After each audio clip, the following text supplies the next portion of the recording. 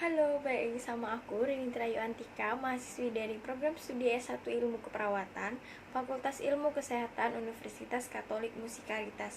Nah, untuk video saya kali ini, saya akan menjelaskan tentang apa itu pneumotoraks. Nah, pneumotoraks ini adalah kondisi masuknya udara ke dalam rongga yang dinamakan pleura. Nah, secara normalnya itu kan di dalam rongga pleura itu tuh tidak terdapat udara, tetapi terdapat cairan pleura yang bertekanan negatif. Tetapi ketika terjadi trauma pada pleura, tekanan negatif akan terganggu sehingga udara bisa masuk ke rongga tersebut yang dapat menyebabkan paru-paru menjadi kolaps sebagian ataupun juga total dan mengakibatkan tidak mengembang dengan sempurna. Nah, bisa juga pneumotoraks ini bisa juga disebut dengan kondisi saat terjadi adanya udara masuk ke dalam rongga pleura akibat robekan pleura ataupun visceral.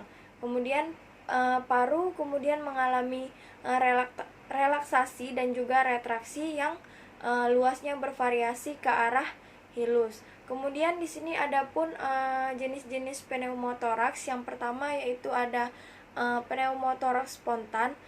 Nah, pneumotoraks spontan ini terjadi ruptur pada pleura karena sebab yang tidak diketahui yang dapat berhubungan dengan kebiasaan merokok dan kelainan jaringan ikat. Nah, keadaan ini sering terjadi pada penderita penyakit paru obstruktif kronik atau yang disebut dengan PPOK. Nah, yang kedua yaitu ada pneumotoraks traumatik. Nah, bisa terjadi pneumotoraks di pneumotoraks traumatik ini bisa terjadi pneumotoraks tertutup dan juga terbuka. Nah, untuk pneumotoraks yang tertutup yang terjadi tanpa ada paparan pleura dengan lingkungan luar tubuh. Nah, sedangkan yang terbuka yang terjadi di kontak antara pleura dengan lingkungan luar tubuh seperti pada luka tembak.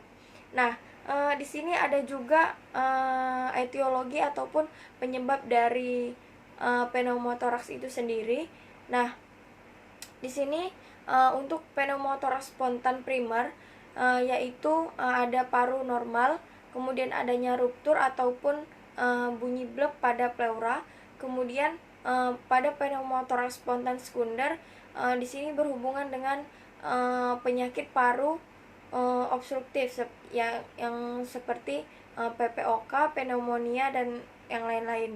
Nah, ruptur pleura visceralis menyebabkan adanya hubungan antara saluran pernafasan dengan rongga pleura. Yang ketiga, pneumotoraks traumatik misalnya pada luka tusuk. Nah, selanjutnya yaitu ada manifestasi klinis ataupun tanda dan gejala dari pneumotoraks. Yang pertama yaitu pasien pneumotoraks bisa merasakan nyeri dada, kemudian sesak nafas, kemudian auskultasi pada dada pasien tersebut menunjukkan adanya penurunan atau bahkan tidak ada suara nafas. Kemudian pada saat diperkusi pada bagian dada menunjukkan hiperresonan. Kemudian pasien juga mengalami takikardi dan juga takipnu. Nah, pada penyakit pneumotoraks ini kita bisa melakukan pemeriksaan diagnostik seperti radiografi, kemudian CT scan dada dan ultrasonografi. Nah, untuk ukuran pneumotoraks ini ditentukan oleh persentase paru yang kolaps akibat pneumotoraks. Antara lain pneumotoraks kecil yaitu udara yang ada di ruang pleura sebanyak 15% atau kurang. Nah, moderat pneumotoraks yaitu udara yang ada di ruang pleura sebanyak 15-60%. Nah, pneumotoraks luas yaitu udara yang ada di ruang pleura sebanyak 60% atau lebih. Nah, di pneumotoraks ini juga kita bisa melakukan penata laksanaan kepada pasien yang mengalami pneumotoraks. Yang pertama yaitu dengan melakukan observasi dan monitor pasien secara berulang ataupun sering. Kemudian yang kedua, kita harus memberikan oksigen sesuai dengan kebutuhan untuk mempertahankan saturasi pada pasien. Kemudian kita harus memberikan posisi seperti posisi semi-fowler kepada pasien. Kemudian untuk pneumotoraks yang sangat kecil tanpa gangguan ventilasi tidak membutuhkan insersi chest tube. Kemudian pneumotoraks yang kecil juga kita harus mempertimbangkan pemasangan medal thorakostom atau yang bisa disebut dengan penempatan jarum berukuran besar atau jarum 4 ukuran 14 sampai 16 dan diletakkan pada dinding dada anterior di ruang interkosta